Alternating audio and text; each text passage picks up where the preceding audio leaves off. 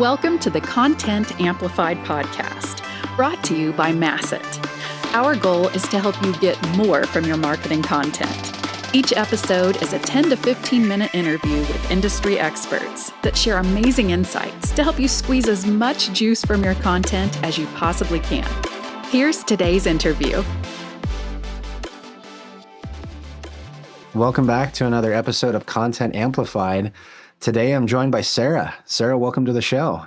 Hey, Ben. Thanks so much for having me on today. You bet. Thanks for taking the time. Well, Sara, before we dive into the subject today, maybe you could just give us a brief background about who you are. And this is a random question I always ask, but what you love about marketing. I think that's something fascinating I love to learn about people. So background, originally, I studied journalism. I had every intention of going out in the world and being a print journalist, but ended up graduating into a job market that was not friendly to journalism, nor honestly jobs in general. And so I decided that ultimately what it was that I really loved was being able to write and being able to understand a lot of different perspectives.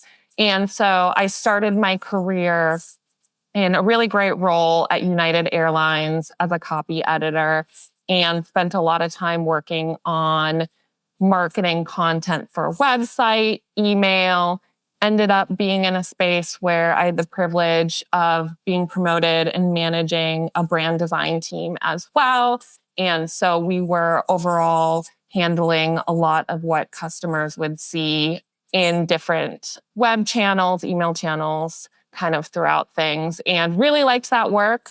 Was there for almost 10 years and then ended up at Airlines Reporting Corporation, or ARC, where we handle a lot of travel data and travel payments.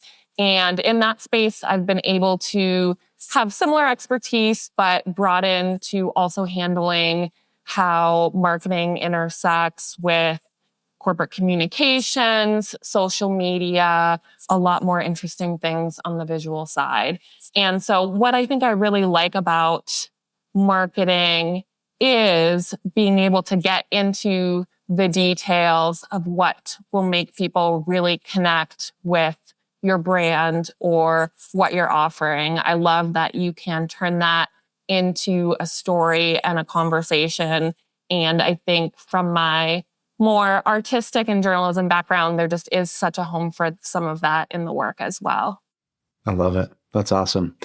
The storytelling side of marketing is so awesome. I think it's so cool. And again, we have so many journalists that have turned into content marketers. And I love it because I think a lot of times in marketing, we have all learned, my background is education and everything has been in marketing. And it's about how to tell your company's story. But what I love is really good marketing is telling your customer story. And that's what journalists know how to do. So that's why I'm not surprised with all these journalists coming on that are just rock star content marketers like you, Sara, who know how to tell their customer's story. And I think it's a skill marketers need to develop. Absolutely. No, that makes a lot of sense. It's definitely the job market we're in. It's kind of unfortunate for some of the standards of journalism, I will say, but a good thing for the marketing side of any business. So that is true. Very true. Love working with people with that background. Yeah, I love it. So today we're going to talk about the importance of really not just taking your content and working on it in a silo, but how does that really mesh with your design teams and your brand side? How do you have this overarching strategy? How is it cohesive? And all at the same time, my curiosity goes to, how does it not take forever to actually do that? How does, this red tape of collaboration not slow you down? So Sara, first question, what are your thoughts initially when it comes to how do I have something in content really just mesh well with the brand and with design? How should we be looking at that so it's not in this silo? How do we make this like this beautiful mixture of all this stuff? It's definitely not an easy task because I've definitely been in places where you feel like you're staring at like a totally blank document and your design team wants some fake copy to throw in there. Your, copy team is like, can I at least get a wireframe?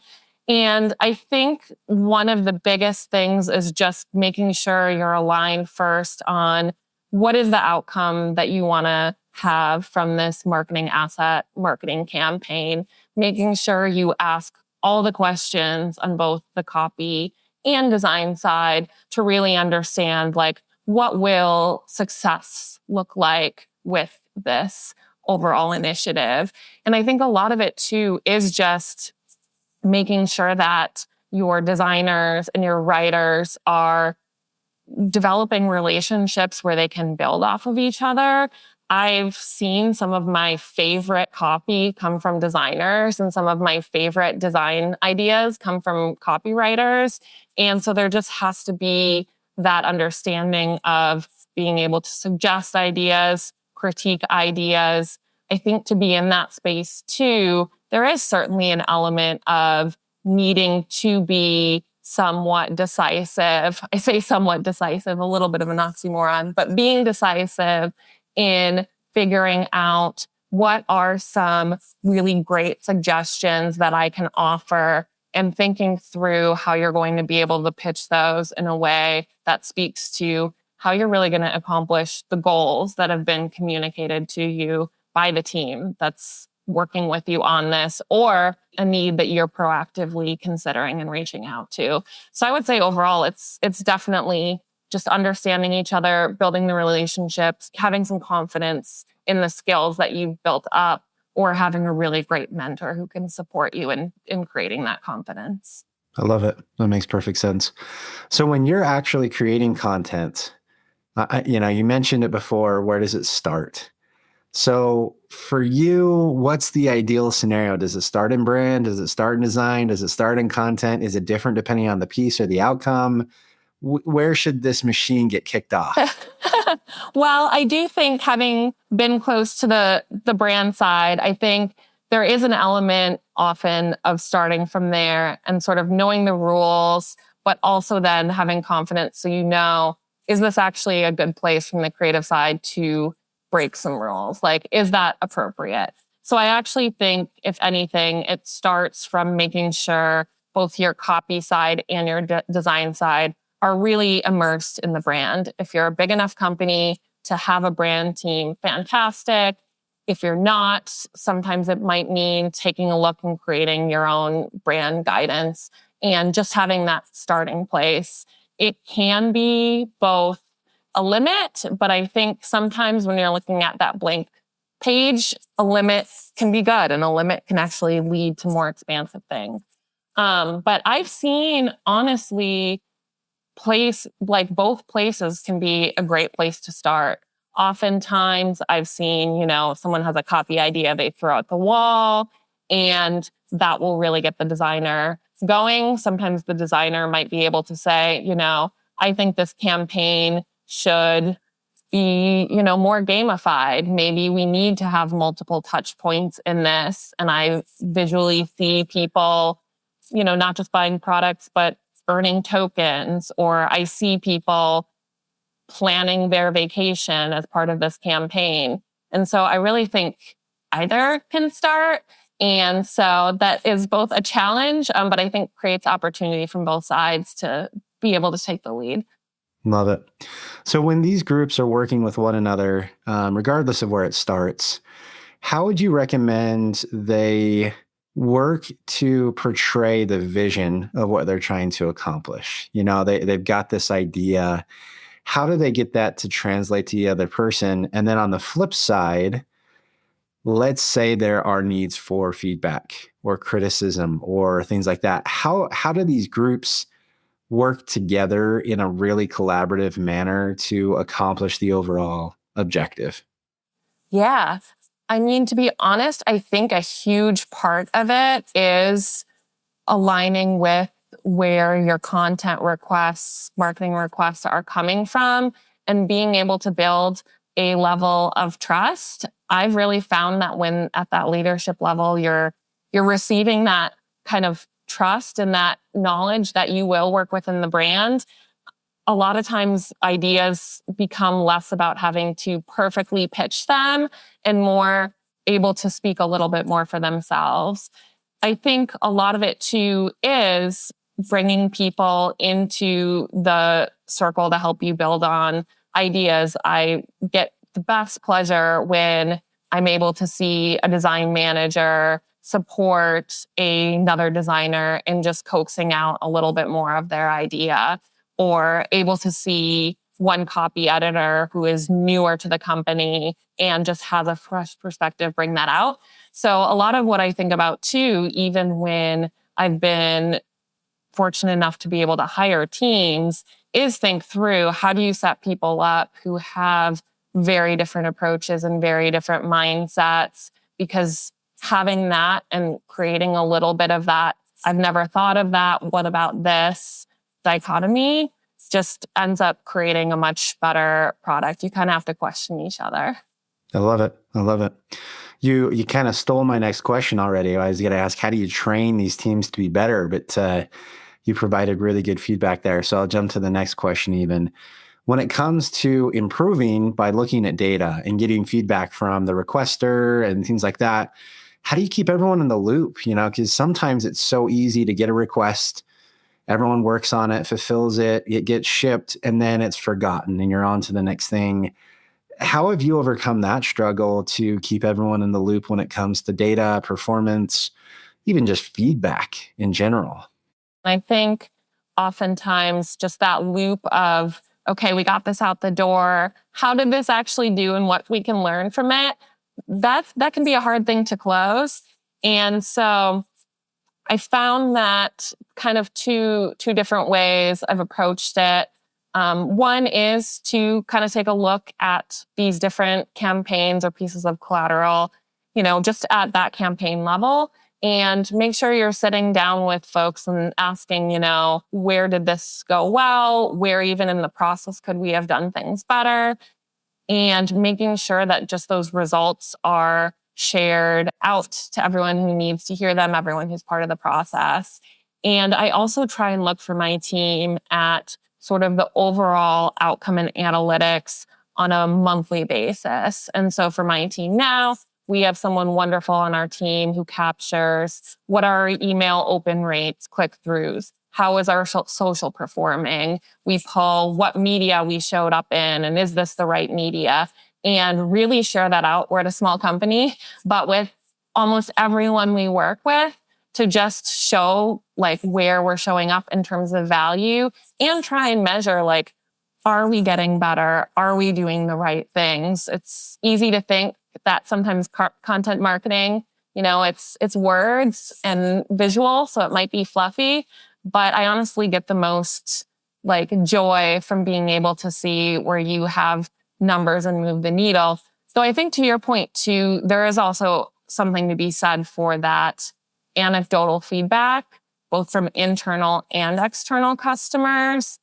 What sort of comments are you getting on social? Or what sort of comments is your customer engagement team or contact center team hearing too? Because not everything can be measured in numbers, though I do think you need to use them as a tool. I think that's great. And I love that you have this interesting approach already of your mind goes, oh, cool. We're going to let everyone kind of see the results and things like that. You're getting the full alignment. It sounds like this really cool motion to say, hey, cool, let's get on board with content marketing. Let's prove our value. Let's not hide anything. It's at the forefront of what we're doing. It sounds like you get, a lot of value out of that. Have you found that you're getting more requests and more desires for content as you're sharing some of these proactive results? I think you definitely do. And I think the biggest benefit is people feeling like they are a valued part of the overall team. What can marketing actually contribute? And I love it because it does inspire ideas from people. I would say sometimes ideas that may be less viable, but honestly, I'll say 90% of the time you get some idea that's I've never considered this. So I think that's the other thing about just bringing people in. It does create more work because, you want to close the loop with them. You need to ask new questions. But my personality is such that I think all of that is fun. Yeah, I love that. That's very cool.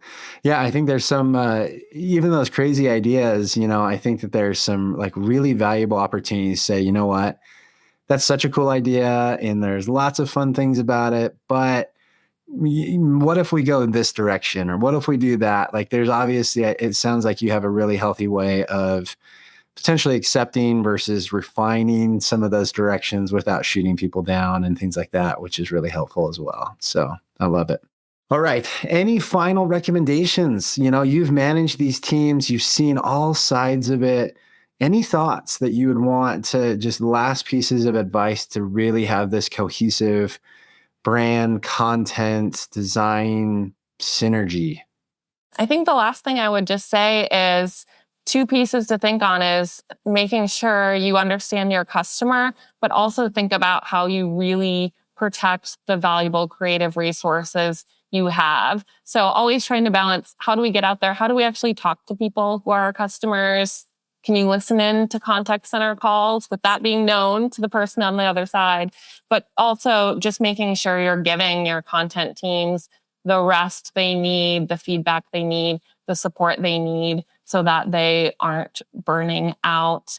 I always think about, if someone asked you to build a house in 2 days, you would probably say no, that would not be safe. Similarly, if you're being asked to turn content around too quickly, is that going to be the most quality? So feel like you're in a place where you're supported and can support your team and yourself.